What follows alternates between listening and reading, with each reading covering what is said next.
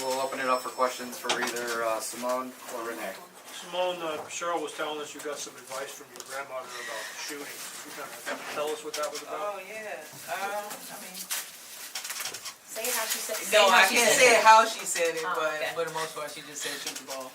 Be aggressive, which is what I've been hearing all week at practice from coach and everything. So it just kind of, completed my week to have my grandmother call and look, shoot the ball tonight. I was like, okay, Granny. So, that's the gist of the story and the reason why I was so aggressive tonight. How often did she call you and tell you to shoot? This was the first time, so it surprised me. It surprised me. I mean, but she was ready. My family was ready. They were all over at her house. They had their Lynx gear on and they was ready to go. So when she gave me that phone call, I knew it was time. So what did that message do to the whole team? The way you guys were shooting threes tonight? Well, I kind of mentioned it to him and gave him a laugh. So I think it just had a trickle-down effect. Renee's been shooting well for the last few games, but I mean, for the rest of us, that's something that we've been doing over the last 8 days, just getting shots up, getting reps up. Thanks, Mom. Getting reps up and, trying to create a situation where we can loosen up the defense facility. Seimone, Cheryl talked about kind of letting you rest a little bit in the regular season, not playing you maximum minutes. Was that tough to accept, or were you able to focus on the playoffs? No. I was looking for G a couple of times. You got me. But no, you have to understand that, at our age, we're getting older. We have to be smart about it. And Coach Reeve has coached veteran teams before with the Detroit Shock. So, basically whatever she says goes. And my body feels great. Obviously, you can see with the results of tonight and the way I played this season. So I just felt the punches. Renee, Cheryl was saying that you kind of were hard on yourself early on when you were put in the starting lineup for Lindsay.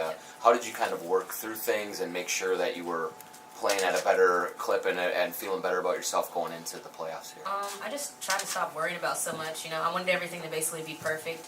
It's like, somebody gives you a Maserati. They gave me the keys to the car, and I don't want to hand it back to Weezy, broke down, So that was kind of my main focus. And it was more so, too, me and Weezy, we got this thing. So I didn't want to, make her feel some type of way. Like, when you're out, you already want to be, you feel bad. So I wanted, for everything to go okay for her. So I was more so mad at myself, for we're losing, we're letting down Weezy, obviously my team too. So I had to kind of, let that, I want it to be perfect go.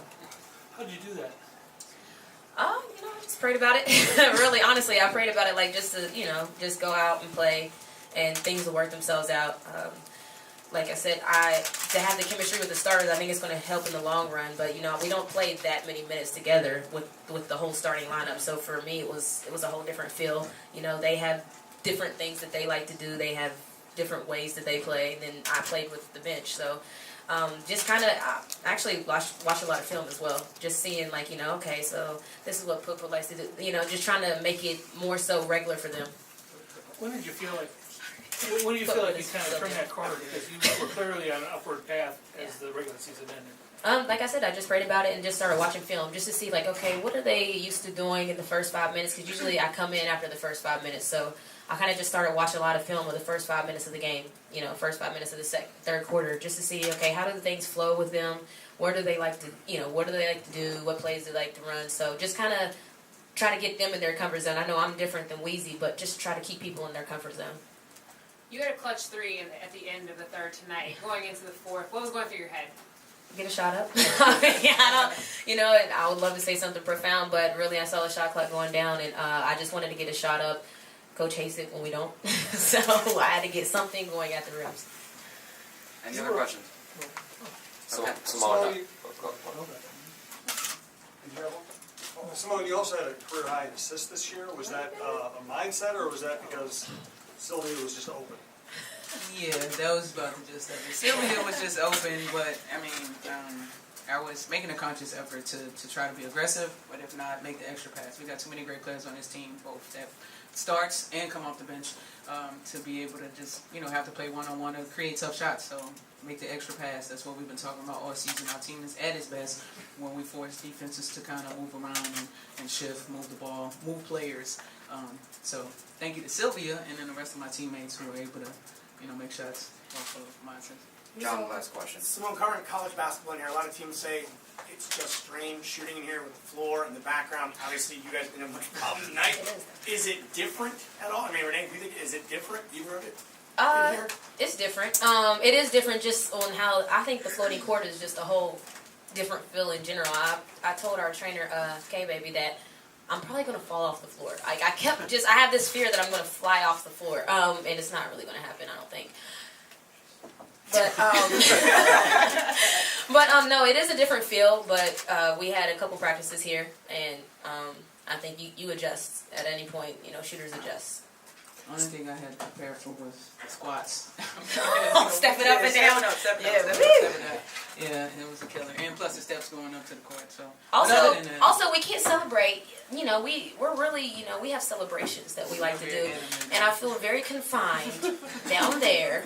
It's like nobody puts baby in the corner. I feel like I'm in the corner, but what can you do? We can't do our celebrations like we like.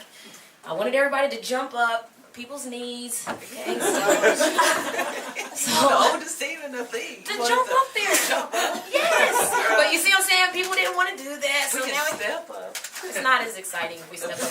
But so you see what I'm dealing with?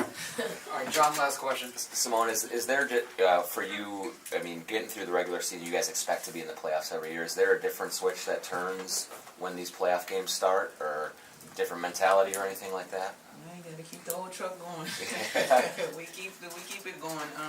But obviously, we always talk about the regular season games being playoff games and these games being championship games. As far as the focus, like now we can actually strive for our goal, which is to win a title. So the passion, the emotion, the focus, the intensity that we may have kind of placed kind of sparingly in a regular season, just kind of took our time. Now you can see the hunger of us trying to get our goal.